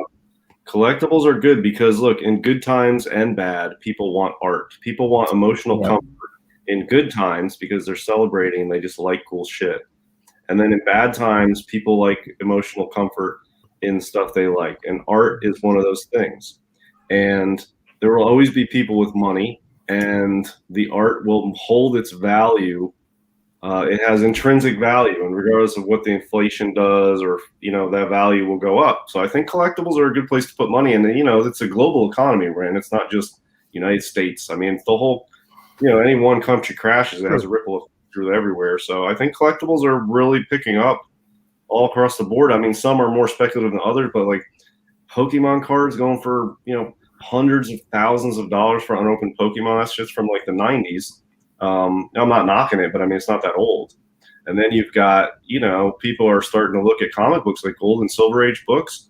And, some of these Silver Age pre-1964 stuff, there's like, 1,300 on the census, and there's raws out there. Yeah, but I mean, there's not that many of those to go around for the demand for collectibles these days. And I feel like all the collectibles markets are experiencing it. And it's an established market. Yeah. Comics, Silver Age comics that's definitely established. Yeah, so I mean, I'm a big fan of parking value in collectibles, and for me, that's comic books. And so that's mainly what I do these days is I try to park my value into good comic books, and I love the art form, so it makes it very easy for me to be obsessive about it. But yeah, toys, the same deal, man. Toys are huge. Tin toys from the 60s from Japan, man. That's a big genre, man. I used to do a little bit of that. I had a booth at an antique store. Oh, cool. And I would go around and I used to pick up tin toys. I know a little about them. And I would sell them in there, and those things would always sell. And then I would have other stuff in there wouldn't sell so good. But anytime I put tin toys in there, like older tin, even like early like American stuff from like the 40s, which is tough to find, but you can still find it. That stuff sell out quick. So yeah, I think the tin toys are a hot category. I did get this. You want to make me big one more time? Sure. So these guys are I talked about them before. They're called Sofubi. They're like the plastic. They're kind of hollow and squishy. Mm-hmm. And these were like kind of their G.I. Joes and their like Star Wars toys. This is like early 70s. Kenner line. I mean, it's pretty sad line? Compared to. Is there a who line? A Kenner from Cincinnati. No, because Kenner put out both G.I. Joe and. Oh right, yeah. I mean, it is. Yeah, what? So Star Wars like late 70s. So it's about that same time. I don't know, but they got a little better towards. These ones are a little later. These are like. These are right before the Power Rangers, so like mid 80s or so. So they got a little better, but not much. They're still not as cool as like G.I. Joe's. But but I got one recently. I found a great deal. I've been wanting it for a while, but found this one on the cheap, which was great. And they had, the TV show. There's a great documentary on Disney Plus about this show. You should check it out. It's really funny. But here's the. Oh, yeah. Oh, the nice. Japanese Spider-Man. That was a great, absolutely. It was fun watching it. I got a chance to watch several of the episodes. That's cool. So on a service. This guy had copies of it done on DVD, and we actually put them on. Much more like the karateness or the fighting was there, but also the like the sound effects was so different. Yeah, you didn't have a thwip; you had a lightning, like a laser blast, and then that web would go. These aren't super expensive, but. Usually they're at least $100. This one has some often little kids will write like their names on it. I don't mind that at all. Yeah, I put my initials underneath my Star Wars toys, so the kid around the corner didn't take them. 1978. Oh, is there actually a Marvel? That's pretty good. 70s. Oh, there's actually a MCG on here. That's pretty awesome. So they stamp the bottoms of these. You probably can't see that, but they stamp the bottoms. Not stamp. It's like I don't know, embedded in there, but with like the date and the company name. But there's a little MCG on there. That's pretty cool. Marvel Comics Group, huh? Yep. Yeah, that's pretty awesome. And usually these are a little more faded than this. It was nice to get one with some nice darks in there. Anyway, yeah, that's nice. Up there. I forgot about that. Nice. Another brief topic I wanted to go over with you guys. Somebody asked, what would trading Golden Age, and as a someone who trades a lot, what is some of the things you try to do in trading for Golden Age? And I think that's a very interesting question. But like somebody for Golden, like right? Would you trade a 7.0 and something for a lower grade of something else? I said it always depends on what it is in the Golden. I mean, that's the way it works. But the conversation would be where I was getting into was more of people that collect their favorite artists, i.e. DS with LB Cole, let's say, or, of the Golden Age. My favorite Golden Age artist, not named Lou Fine, is probably Fred Guarnier. I love those adventure comics, all of them. I there's something about them that just, I'm drawn to them. Knights, yours is probably the young Jack Kirby, No, Schoenberg, yeah. Everett. I didn't want to steal what's his name, Thunder. Schoenberg and Everett. Kirby, I love Kirby, but I feel like he really shines in the early 60s. Yeah. I mean, some of my stuff that I've been on the hunt for, or looking for, have been newspapers of original newspaper filings of the Spirit of the Will Eisner pre-World War II. Tough to find, but I've got a few feelers out there with a couple of people, because I started getting into more Will Eisner recently, not recently, but over the last couple of years. I started to get a lot more into the Spirit, and what I did find was a guy who had some really good Charles, and this was a guy who was a Dick Tracy fan, so Charles Gould collection.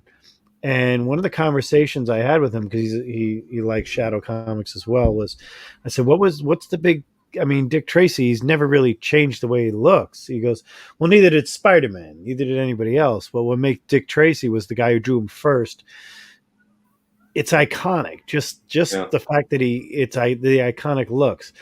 So when we collect the artists we love, and if we see something out there that's there, I think it'd be. Sometimes you can't get original art, but you can get their other things that are rare. Like, I didn't know, DS, how much you knew LB Cole issued out a lot of pulps. He had a lot of pulps that he owned a pulp company that was big into the digest pulps, fantasy and stuff like that, where these good girl arts with animals was a big thing. I mean, yeah, he did a cover for a sort of pulp sort of magazine booklet that I've been looking for years, and I've only come across one copy, and it was badly faded, so I passed on it. But yeah, there's LB. Do you know what it is? Stuff he's huh? Do you know what it is? Because we have, I'm going to say 1,000 digests. Shoot it to me. I'll see if I can find it. Yeah, I'll have to do some research. I can't remember off the top of my head. It's one of the things that I've ingrained in my head so that when I see it, I'll know it. And I've been looking for years, and I saw one copy a guy had, and I asked him about it, and he was willing to sell it. And the price was high because it's rare, but if it was a better copy, not even conditioned, it was faded. And if it wasn't faded, I would have been all over it. And I haven't seen another one since, which is fine. I'd rather have no. I'm not like low grade is better than no grade. That's not me. I'd rather not at all than have the low grade. To an extent, like if I find come across a 0.1 or something, yes, I will buy a cap 1 and a 0.5 for a good price. But yeah, so Yeah, I can't remember the name of it. It's like a sort of pulpy sort of magazine or something. I can't remember the name of it. There's a lot of them that were done post 40s, from 50 to 60. There's a lot of them. Like the first one thing about those the digest pulps, which I've been reading quite a bit about and getting a lot of research done on it. Weird things that you wouldn't even think of. First mention of the term Dianetics by L. Ron Hubbard. He was a pulp writer. He was a pulp writer before he wrote Scientology stuff. I mean, I've got his first ever works. You've got, but the thing about some of those pulps is I was reading, it goes, was one of the descriptions of the publication itself was saying, famed artists, including L.B. Cole. So I'm like, let me look for that one. And then there's some really bizarre, crazy ones, and then there's some really tame ones. But one of the things that I tend to do is as the more I've gotten into this pulp collection and pulps in general, is the amount of writers on the same book. H.G. Wells, Ray Bradbury. What does this have to do with trading? You lost me about the trading part. A guy asked me, would you trade some pulps for some comics? And I sat there and I couldn't honestly answer that question. I said, I don't know. I mean, if we did value for value, yes, but I wouldn't trade you a graded price for a comic for an ungraded price of a pulp right now. I just couldn't do it. Yeah, I mean, when you get the rarities like that, it's kind of tough because then when you get rid of that book, it's gone. Like you're not gonna get that. I'll take a look for that. Yeah, and this one is a heritage one that sold years ago. This is what I'm talking about. It's an L.B. Cole cover, and I think it's supposed to be red. Oh, it's red and black, and it's not showing up. This one is faded too. Yeah, I'm pretty sure it's supposed to be red and black. But I've been noticing that with the one that he had, that wasn't even that good. Honestly, it was like completely washed out. So I don't know. It's L.B. Cole, and it's so different. But it's just like a classic. I mean, it almost looks like a James Bond scene or something. Nice. I don't know. Yeah. Just cool. It's just cool, and it's L.B. Cole, and it's really hard to find. That's one thing in Golden Age. Well, any collectibles but haven't really noticed it until Golden Age, is where you don't see something so often. You might not know that what you're looking at is faded, and that really just blows when you find out how it could look, and so you just got to be a little patient sometimes. Just be more cautious when you find that one thing. This like is that. one, for example. This is one I recently got, the Zip Point 2. Right. I'm familiar. I'm into this stuff, you guys know, so I'm familiar with Zip Comics. I really thought that this was a little more red and that this one was slightly faded, and it's not. The original, it is orange, so the colors actually turn out to be really good. But I didn't have time to go research and look at all the copies. Like, I pulled the trigger and I'll figure it out later, because the time you get it is when you see it, when it's something like that. But this one is orange. But yeah, I've had that experience where I bought a book and it turned out that it is not. The colors are faded, and you don't know until, because some films you never see. Yeah, it happened to me with a lot of fiction houses. When I sent a few in to get graded, and one came back in 8.0, I'm like, I guess it's not faded, and didn't say anything on it. And then I grabbed a book.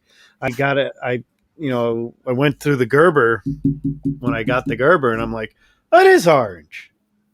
Okay, because remember we had that discussion probably about 2 years ago when I used to say Fiction House. The problem with Fiction House red covers is that they all look orange eventually. Well, Fiction House, especially the jungle titles, because there's so many different colors, and each issue is using different colors for the titles and the backdrops, and you have to go look at a lot of.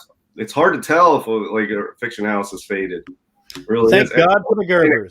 It's like they're supposed to be red, and there's so many out there orange. I just think that's an orange cover, and then I see a red one, and I'm like, oh, that's what it's supposed to look like. But a lot of comics do that to me, and I'm not sure if it's faded or if that's the real colors. It's tough. Nice. But yeah, for me, for trading, I like to, if you're trading something that you're not in love with something that you are in love with, that's always a good trade because you're getting something you like better. And if you have something that somebody else likes more and they have something you like more, it works out perfectly.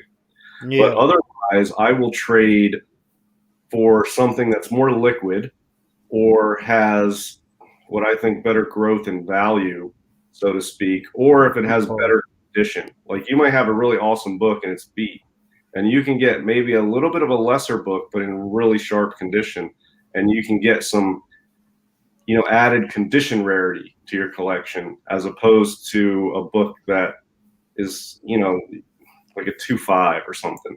I'll trade it for something that's a higher grade of some other book, even if it's worth a little less because it has condition rarity. So somebody looking for that book, it's a nice condition of that book. So I like to get better condition, or something that's a little easier to move, because sometimes you see something coming up, you want to move some books to get some money for something else. There's nothing worse than putting books out there that don't sell, and you have to pull them down because the whole reason you're selling them is to get money to use in an auction, and they never sell until the auction's passed, and you're like, well, I'll just pull it down now. So liquidity is crucial, especially on Golden Age. This stuff's not easy to move. People think it's not like ASM, Silver Age ASMs, man. Silver Age ASM. I was laughing with they sell instantly. It's not, you don't have to worry about it. But Golden Age stuff, man, it's not very liquid sometimes. So any increased liquidity you can get is a bonus. Somebody asked me about one of my wanted comics. Well, I have 2 of the slab copies. And he's like, well, I'm looking at GPA and the last 2 sales are the last 6 years. I'm like, they're both mine and they're both here. So I'm not selling them for that price.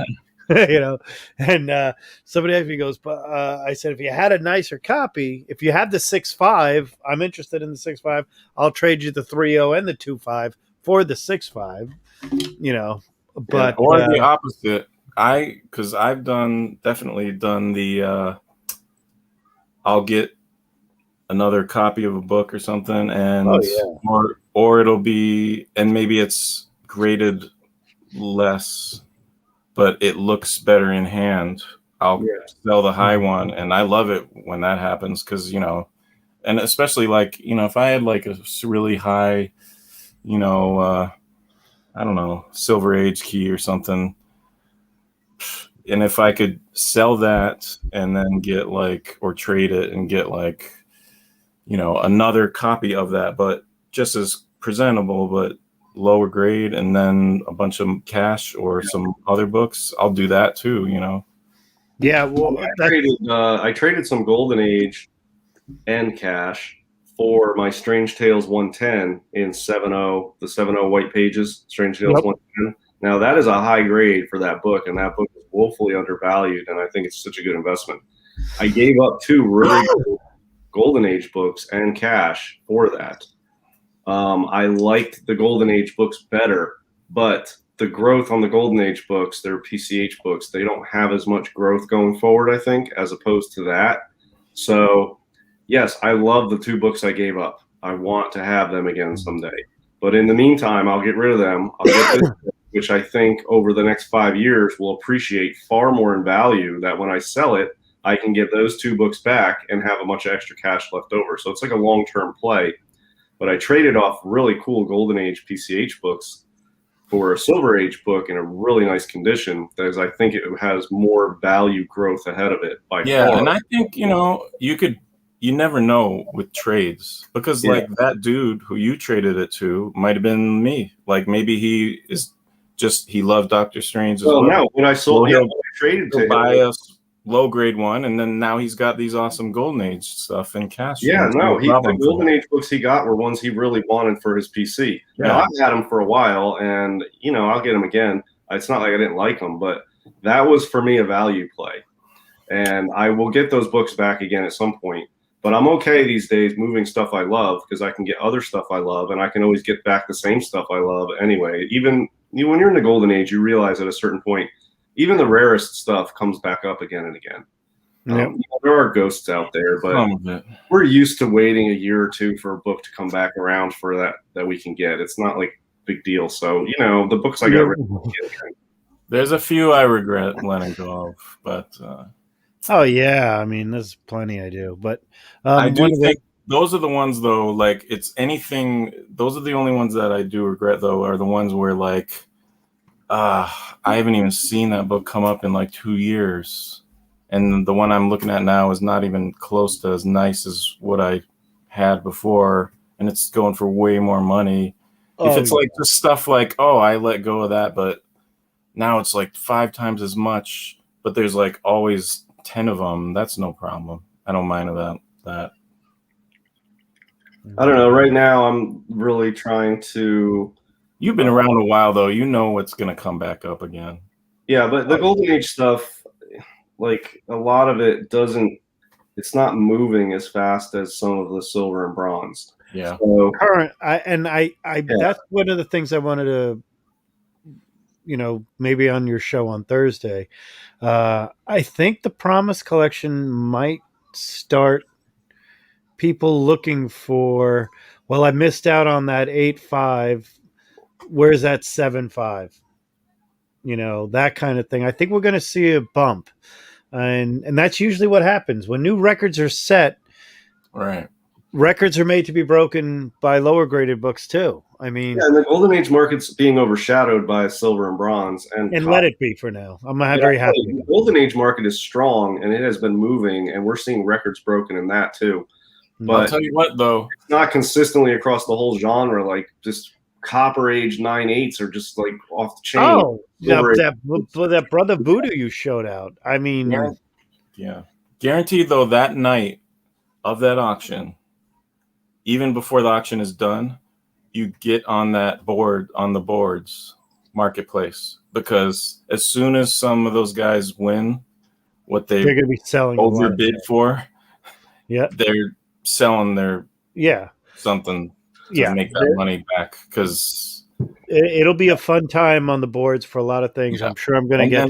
Hey, I got that Adventure 34 you've been waiting for. I'm like, yay! And probably a month after too, because a lot of people like myself, I don't like to. If I'm like upgrading, I don't sell the other one until I see both. Yeah. Sometimes, you think you're getting an upgrade and it just doesn't look quite right. But a lot of people are like that. So as soon as they get the book that they just got, then boom, they'll dump their old one. So my view on upgrading is I try not to have to play the upgrade game anymore. I don't like the low grade is better than no grade. I just wait for the right copy and I try to get it. And that means I pass up on far more books that I might get lower grades of awesome books that I'll enjoy, but I just don't do that anymore. But if I do have something I want to upgrade, I sell it first, because, and I use this saying all the time, but it comes from Sean Connery in The Hunt for Red October. And I asked him why he sent the letter before they left on the sub, before they set sail. Why did he send a letter indicating they were going to go back? And he said, when Cortez reached the New World, he burned his ships, and as a result, his men were well motivated. So I feel like when you have a copy, it saps some of the motivation to get the upgrade. But if you cut it loose, now you're on a mission and you're fully motivated to get a good copy. Because I've seen some come up and I'm like, yeah, I don't really want to pay that much for that because I already have it. It's better, but I already have a copy technically. Do I really want to spend that? But if I dump it first, then I'm motivated to get that copy now. So that's just my philosophy on it. And that means you might have just gotten rid of someone who you'd be competing with. That's true too. Yeah, because they buy my copy. Yeah. Yep. Yeah, I mean, I don't worry about it. Look, even when I first got into Golden Age, I jumped on the first copy I saw because I'm like, it's still rare. But I mean, honestly, like even the rarest books come back around. I mean, like the rarest books. I mean, books that have like under 10 on the census, you will see them. Not often, but I mean, for Golden Age collectors, you'll see them. You'll even see a couple times a year, which is plenty for us. You know what I mean? If you get a couple chances a year at one, you'll get one. Might take a couple years, but I think the ones that I regret the most had a in-hand really good quality, like beyond the normal. Like they were just, some books, depending, it doesn't even matter what grade they are, they just have superior colors, superior like blacks, superior registration, and that's, I feel, often if someone else recognizes that and can see that as well there and they get it from you, that's just not going to be for sale again. Yeah, especially if they're like a big pocket kind of guy. Well, I think, look, presentation is really an overlooked, very key aspect of Golden Age books. Yeah. It's almost more important than the grade, really, because there's not a lot of copies of these things out there. And if you have, like you've said it before, Mike, with the ones that are come from bound collections, the cover's been protected so well, the cover is so vibrant. That has appeal to collectors who have an eye for that, and they get how rare it is to find such a beautiful cover. And yeah, it might take a little longer to sell, but you end up getting a better price, and it will go to somebody that wants to keep it, because it's hard enough to find these books. And if you find one that presents really well, or is like, you know, for like Bronze Age, perfectly centered, or Silver Age with, there's different eras have their different things, but for Golden Age, you get good colors and gloss, or a good registration on some of these timelies, like some of those Mystics with the Destroyer, man, all offset. The registration sucks. And it's hard to find good registration on one of those Destroyer Mystics, honestly. Stuff like that. Or like we were talking about All Select One with the green door in the background. Yeah. If you get one with a good color, it's almost more important than the grade, because among all the ones in that grade, this one will shine. Yep. It's kind of like in bronze, you want the nice registration. That's really hard to get sometimes, and that's almost worth it way more, because especially if you start looking at something you thought was awesome and you see the like slant. Well, I got the FF48 I have, which is for sale, and I have it priced over market, which I'm not budging on it. It is perfectly wrapped. Like on FF48, it always cuts through the M in the marble box, and it like cuts through the watcher's hand. If you don't catch all the Crocs he's wearing, sometimes his Crocs are cut off the bottom.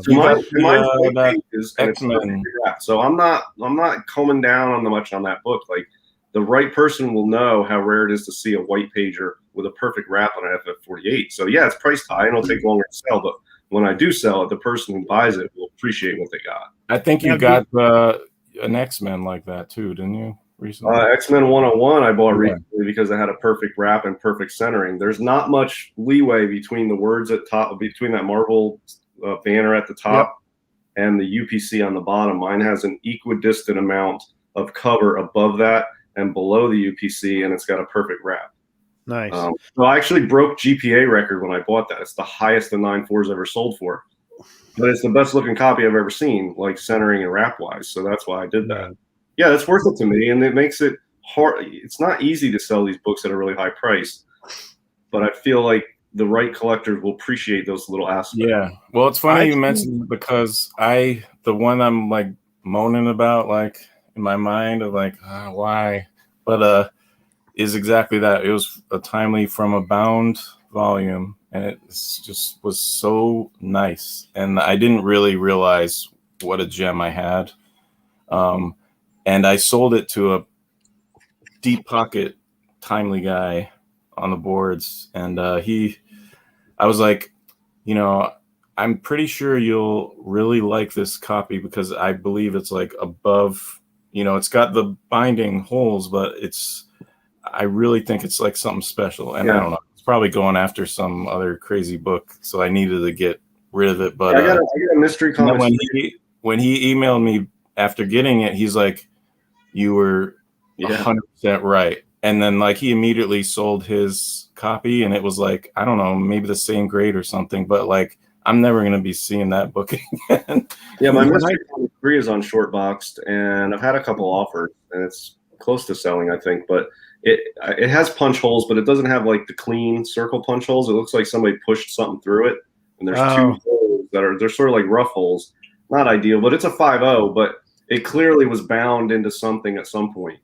And it's a red cover, and it's a Schomburg robot, and it's a red cover, and it is the brightest monster making me laugh ever. That the colors on that cover are like they were printed yesterday. It's a beautiful copy. So I'm not coming down on it. It's whoever buys that will appreciate how it's beaming. The colors on that are like it was printed yesterday, because you can tell it was 2 holes were stuck through, and it was bound into something that protected that cover. And it's still a 5.0. It's not trimmed or restored or anything. But yeah, it's nice. That's funny, Sean. Take Bot himself, Comic Cave he actually has given up though. When when he beat me on a book, he did feel bad and then shot me an email, says, if you want it, you can have it. I feel bad, but don't expect this ever again, and don't ruin my reputation. Then I heard he did it somebody else. But one of my favorite moments I ever experienced when we were talking about presenting was I watched somebody downgrade from a 7.5 to a 6.5 for a better presenting book. Yep. And to get the cash left over, he knew what and it was a big boy book, and he turned around and it was a Tales of Suspense 39, and he downgraded it because he said, do you see where that 10-cent mark is? And you see where that is? Yeah. I don't have that on mine, even though the corners are nicer and the back is much nicer on this copy. I will never find one that presenting, and that's what he wanted. When you have that capability, you do that. And he took that extra money, which was a decent amount of money, a full grade on a TOS, 39, and bought another book. And he said, I win because I'm happier. Yeah. And that's the key right there. Well, one thing I've been researching with books, whether it be bronze or silver or gold, is I will go look at all the examples of books that have sold, that are on the market, whatever, and you get an idea. Different books have different aspects that are tough to find, and whether it be the wrap or the centering or finding, like some of these, sometimes you find books where like this one, for instance, you can never find one with a white cover. It's always got tanning or some type of brown, or it's just not like it's. You're gonna laugh, but covered. So I had a beautiful white cover copy that I thought was that Stridex reprint. I actually ended up realizing it wasn't when I got my whole Fantastic Four run this a while ago, and I traded that away. But I got a great book for it.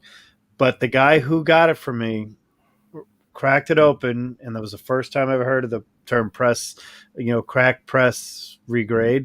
And he took my 7.5 to an 8.5 white pager and sold it on the boards, and gave me a shout out there saying he was right. It was his white. It looked like the Stridex. If you don't know what the Stridex are, J.C. Penney, I think it was, put out reprints of, I think it was 7 or 8 books. Yeah. And that was one of them. Fantastic Four 67, Journey into Mystery Annual number 1 or 2. I think number 2. And often when I see those for sale at cons, and I go to the guy, I had at especially the small hotel cons, I look at the back and I'm like, man, it says Stridex. He's like, you can't sell that book for $500 if it's got a Stridex on it. Yeah, and what I don't like about those J.C. Penney reprints, you can't tell by looking at them that they're reprints, and there's no way there's not like a similar group of books. They just haphazard, random ass picked books. Like there's a Copper Age Captain America with a horrible cover. There's X-Men, 28 or something. I mean, it's just all over the place, and you can't tell by looking at the cover. It's very, very frustrating with that. Yeah. Actually, that reminds me. I have a lot of books coming to me soon. Speaking of trades, I just saw this on Instagram. If you want to make me big, Sure. It looks like he traded this for wrong person. I already know where you're going with it, Mike. Do it. I was surprised about that, but not really, because he's all over the place. He's got plans that we can't see, but it looks like he traded. I always freak out when I see Mikey handle slabs. I'll tell you that right now. He slings them around. He's so rough. Like I always cringe when I watch Mikey handling slabs. Looks like he traded a Cap 1. Yeah, but he got a 9.4 Daredevil 1. Yeah, beautiful looking Daredevil. That's a tough one to find. And keep going. What else did he get? Surfer. A Surfer that's in 9.6 or 9.4 or something. 9.6. Yeah, something like that in the old label, and then a 2.5 restored F1. Yeah, and it sounds like Pash too. Nice. Yeah, I mean that's what I'm saying. Like he's got the growth value on the books he picked up will outshine that 1.0 Cap. But I know that wasn't an easy trade for him because he loves that Cap 1. But yeah, I mean, I like to see that because it's sort of inspiring, because now if I'm on the fence about moving a book I love, I see collectors that are more advanced in the hobby than me moving books like that for, good books, but like Silver Age stuff. That inspires me to be like, yeah, okay, this might be a good decision, and not to just hold on to something with iron hands and never let it go. You can make moves and make progress in the hobby. Right. Or just put them out 3 times their value just to see if somebody bites. Yeah, there's a Golden Age book I'm looking for, and I've seen several copies. Every one I see has like this tanning on the side, and it's got a partial white cover. It's Adventure 46, the shark cover, but not 27, not the massive one. I was going to say 27's the shark. 46. 41. Who would be the hero? Oh, 40. Well, the 40s is Sandman usually. 40, 42. What? I think it's Adventure 41 or something. Let me grab the Gerber. Well, I can't because I got the Gerber. Hold on. I'll find it here. I'll just look at my comic shop. But it has a partial white cover. And I can never find one where it doesn't have like tanning on the edge of that white. It's really frustrating. There's one out there right now that's nice. It's like a 6.0, but it has that. And I don't want that. It's just so tough to find. And I've seen a few copies in the last couple of years. Adventure 41. Let's see. Yeah, this is it. Put it on the big screen. The thing I don't like about, for me personally, I know which one it is. Okay, yep. I always see tanning on this edge over here, always. And I'm just looking for, I don't mind if it's a 3.0. I just want a nice, bright copy. Now, I know I'm asking a lot because this book is from like 1940. It's August of 39. So, yeah, I get it. I might never find one, but there's, maybe I will. And if I do, think I know somebody with one. Because this is such a cool book. It's not a Flessel cover, but it looks like it. It's right. There was one of those not too long ago, I thought. Leo Amelia. It's a Leo Amelia cover. But I think it's not complete. Yeah, there's been a couple on like Connect. I know there's been one on eBay. I looked at all of them and I almost pulled the trigger on one, but I would rather not have it than get one I'm not happy with. And I want one that has a white cover. And it's just, I mean, Pete Monster's saying in the chat, he's looked at that 6.0 a few times. Yeah, it's a 6.0, a 1939 book. Like, who the fuck am I that's not good enough for me? But for that book, I just want no tanning on the side. I want like a bright white, at least in the white banner portion. And it's just like impossible.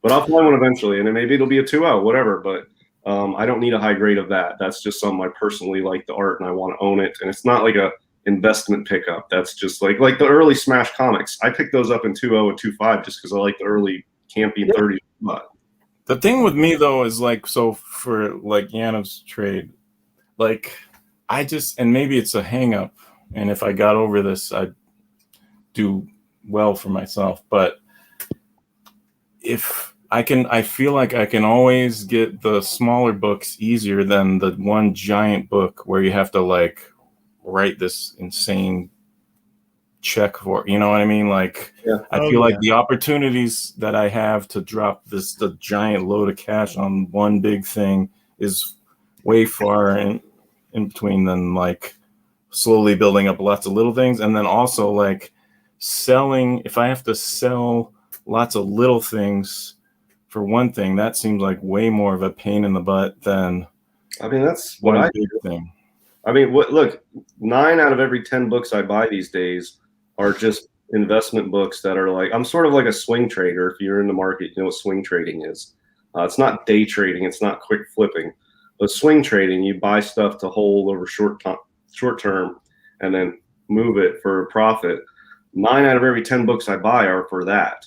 And I put in all that work, and it's enjoyable because they're still awesome books. I mean, I bought an FF1 as a swing trade book, and I doubled my money on it in 4 months or 5 months or something. So I'll do that, and then I can get rid of it. Golden Age. Is that gone? Yeah, I sold it. Yeah, and the guy who bought it wanted to meet in person, and he lived close enough to me that I actually drove a little ways to meet him halfway. Oh, that's cool. Yeah, it was cool. I mean, this is his Grail, and it's a big book, and it was one of the sales I ever made, so it was worth it to meet up with him. I like that. Do the handoff, and it was a really cool experience, and it was cool hanging out with him. And yeah, I mean, he's really happy with the book, and yeah, it was a good experience. And I bought that book in November, and for that specific purpose. But it wasn't like I felt like I was putting in so much work. It was like, yeah, I mean, I bought a FF1. I bought like Strange Tales and 110 and 7.0. I picked up some ASM books that are on the way. Whatever. And then, eventually that 10th book will be a nice Golden Age book I'll buy for myself. And I just can't afford to buy the Golden Age books without doing all that other work. But that work's fun to me. I guess it's maybe a bit of opportunity cost because, if you guys are like you and Stray, like, are way more selling a lot of stuff more often, and the more you do, the more easy it is. And yeah, I mean, selling is kind of. I have no time for that at all. I'm trying to stick to sort of like bigger books to sell because then I can sell less. Because honestly, like for a while, I was just buying smaller books and flipping them, and it's a lot of work. Like people don't understand selling books is a ton of work, man. Yeah, so I'm just trying to. Bigger books, sell less. Especially when you take pride in making it good package, and Well, and every book you put out there, you have to have 3 conversations with people before somebody buys it, and it's not, that's just part of the hobby. I get it, but you have so many people that want extra pictures, that want to ask questions, that want to see if you can hold it, they want to do trades, they want to make offers. And then you got to take photos, you got to list it, you got to clean and press and slab and paint. And then if you sell on eBay, I don't even like, I said earlier, I'm the keys in hand type. I like wait for a month to go by after the guy got it to like really, and like maybe after he leaves me feedback, like then I might know. But, I'm always worried like, hey, at any point he could like. Yeah, I don't sell on eBay. Or something, And I just noticed today eBay changed something. I don't know if you guys noticed this, but they got rid of the eras under comics. You go to collectibles and then comics, and then it was really click Silver Age or Golden Age. They got rid of that. It's just comics. Oh, that's gonna suck. So now when I search, I have a saved search for Golden Age. When I click search for Golden Age, it brings up like 9,000 results of everything. There's no Golden Age category anymore. It's just comics. What? All the comics together. See, this is and how are you supposed to have on eBay? I have to. I mean, the only comics I'm buying on eBay right now are either Western pens or a specific 6 books that I look for. A lot of times I'm finding on there some art, but I have done some research recently on some eBay sales on various Golden Age books and everything else. And I follow, when I contact a and ask him an honest question, which was, did you get paid for this book? And once or twice they say, nope. And I asked him, I says, so did it sell? He goes, it sold, but the guy didn't pay for it. And I look later on and the second book sold. So I've seen 2 books where a guy has bought both books. Now, I know eBay doesn't allow that, and I know there's like a bad, whatever going on. But I asked him, I said, would you be willing to sell it for the lesser price? And I've gotten lucky a few times on that, especially on there's a all flash book that I was just attracted to, and I talked to the guy, and then we discussed it, and then he ended up selling it to his local comic shop, and his local comic shop pretty much took advantage of him. But no, let me show you this. So, are you making me big there? Here we go. All right, so all categories. Okay. Let's click collectibles. Okay, so there's comic books and memorabilia, right? Mm-hmm. And I'm looking, there's nothing else down here for comics, so that's it. So comic books and memorabilia. Here's your options. So, all right, so good. We'll go with comics. Click comics.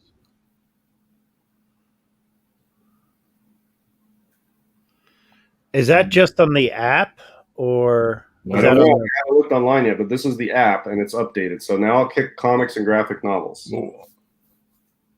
And that's it. That's the end. There is nothing else. What if you click like some Golden Age book that you know of that probably the dealer, would have put it in the right category? Does it say it's in Golden Age anymore? Well, let's see. Here's an AF-15 that was just listed. What did I just... All right, so yeah, so this is an AF-15. It was just listed. Actually, pretty nice, a 4.0. Is that restored, though? It's a restored 4.0, but whatever. So this just got listed for auction. Silver Age. Yeah, but I don't know where that's coming. It must be only be on the website. Well, I'm not on the laptop when I'm out and about. Like, I use the app mostly. So, but look at the category. Oh. Comics and graphic novels. I don't know where this genre stuff came in. Huh. But you can't find it when you Era. I don't know. I'm going to have to look into it. I've just noticed this today before we went on. So I don't know what's going on because I'm searching Golden Age and it's coming up with like Copper Age and Moderns and Silver. I'm like, what is going on? God, that's even worse. I mean, it was hard enough as it was. I know. And this is like, look, I score a lot of cool stuff on eBay. I search obsessively on eBay, and I have certain saved searches which are now basically zeroed out by this. So I don't know if it's, I don't know. I'll have to go on the website and see if it's different. But look, you can't, I'm on there like, quick trigger type process, and I can't do that on the website on a laptop. Like on my phone, I can just hop on the app, hit a saved search, scroll down, purchase, make offer, whatever. I can't do that on the app. Then what's the point? Yeah, I'm not trying to go fill a run and go see what ASM 20s are out there at FMV or higher. I'm trying to find stuff that's going to go quick, like Golden Age books, like that Zip 22. That's not something that's going to sit there for 3 weeks and I can look it up on the laptop and find it. So the quick trigger is gone if this is the thing, which is fine. I'll adapt. But that was a big part of how I searched for books, and I found some cool stuff. I found my all new 8 that way, my Suspense 8, that Zip 22. Like I find a lot of cool Golden Age books that way that won't last long. And so I don't know, maybe it's different on the computer, but I want to show, speaking of eBay real quick. Go ahead. Did you share it? Here it is. So these guys are saying it's a field in the description area. I don't know exactly what that means. If it's, yeah, so that's not going to come up on, you're not going to be able to search that then, I guess. I don't know. Can you do share screen? Oh, here it comes. So less than a year ago, I was telling people about this. I don't know if you remember these D&Ds. Yeah. So less than a year ago, this was probably around at least 2,000, but probably no more than 4 or 5 tops. And, the insides are pretty good. It's got some weird fading, and then there's definitely some rust on the staples. They look decent. Decent. But the cover, the box sticker is not great, though. I mean, that's pretty bad. Yeah, it's stained. But are not even over, and it's already 10K. So if anyone listened to me, and because there used to be at least 5 up like all the time, now there's like barely, there's like 1, maybe 1 ever even listed. So I don't know. I'm glad if anyone took my advice, but this thing is. Well, there's a shop I know in North Carolina that I go to when I'm down there, and he has a whole section of D&D stuff. Ooh, next time we go, we'll have to Next time I go, I will. Yeah, I'll hit you up and we'll see some pictures. And I don't know D&D well enough to know what he has as far as if it's value, but I'll tell you, most of the people that go in there, most of his customers are sports card collectors, and that's like the main thing he's doing in there, sports cards, but he also has comics, and he has some decent grades. Like he does little comic stuff. He does some toys, and he has Funkos. He has some Star Wars toys and stuff. It's a collectible store. He has a lot of cool stuff in there, but he has a whole section of D&D, and it has mostly the books, and there's some other stuff. So I'll have to check it out next time. Yeah, there's some great books. It's a bit of a pain to figure it out, but once you know what you're looking at and looking for, yeah, I mean, it's the kind of stuff like, it's very much like the 35-cent comics, or the whatever the version is, the like Metarogs, what is it? 30 is 35 the rare, or is it 30 that's the rare? 35 is the rare? The bronze, comics. For which one is the rare version? Like Star Wars #1?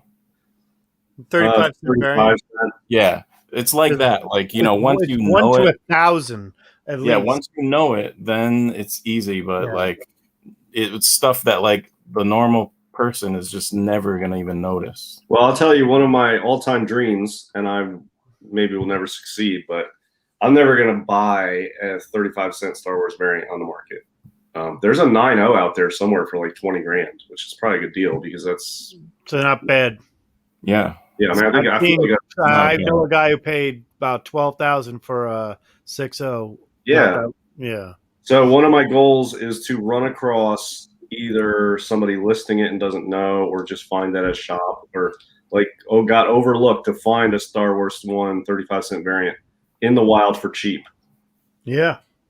Not because I want a 35-cent variant, just because that would be like the ultimate sort of stealth buy. You know what I mean? Yeah. And that would be so cool. I don't know. I'll probably never come across. I'm excited for when you go to that store, man. Yeah, I'm not in a market or a place where they did that test market stuff. Like, you're more likely to find that maybe in Ohio or something. They only did that in certain test markets. So it's not so those places you have a better chance of finding, and I'm not in one of those markets. So I don't know. I just always want to run across one of those. Hey, share my screen one more time. Here it comes. I want to show some of these gems you could find that you would never ever think mean anything. Like, look at these things. They're like, they don't have any color or nothing, but they're legit, like big. And these things like go for, like, a lot of people buy this stuff fast. Why is it not showing me the picture? But yeah, 6K, 7K for that. I mean, it's just like some of these are just so limited and so old, but they look kind of like trashy. Like, is it even official or anything? If this, come on, internet, what the hell? Yeah, like, look at those. It's a catalog for $5,000. Often you can find this stuff inside a box set. Yeah, these things are like pretty rare. Yeah, that's pretty good. So hopefully you'll have that stuff in that shop. Yeah, I mean, we'll check it out when I go down there. I'll hit you up. Sounds good. Well, I gotta get going soon. Yep. But, well, I want to on Thursday. Yeah. Again, on is it Tales from the Flip Side? Exactly. That's how it's. Tales from the Flip Side. YouTube. On Thursday, 9 p.m. Eastern, 6 p.m. Pacific. Check it out. DS or Rube McClanahan will be on talking his portion of the Golden Age, and as well as the Promise Collection with some people from Heritage Auctions. Very excited about that. And next week we'll be on. It'll be a fun next week. We're definitely going to have a show next week. And then be tuned for a few special guests coming up with some special collections, hopefully soon. That we're going to share some raw stuff that they bought in the 70s and they still have them today. So, and I mean some of the gems. It'll be fun. But we're really looking forward to this. Again, anybody... thanks everybody for being here. Thank you guys all in the chat. Thank you all for being a friend. And let me make sure I do this the right way. Have a good night, everybody. See you guys.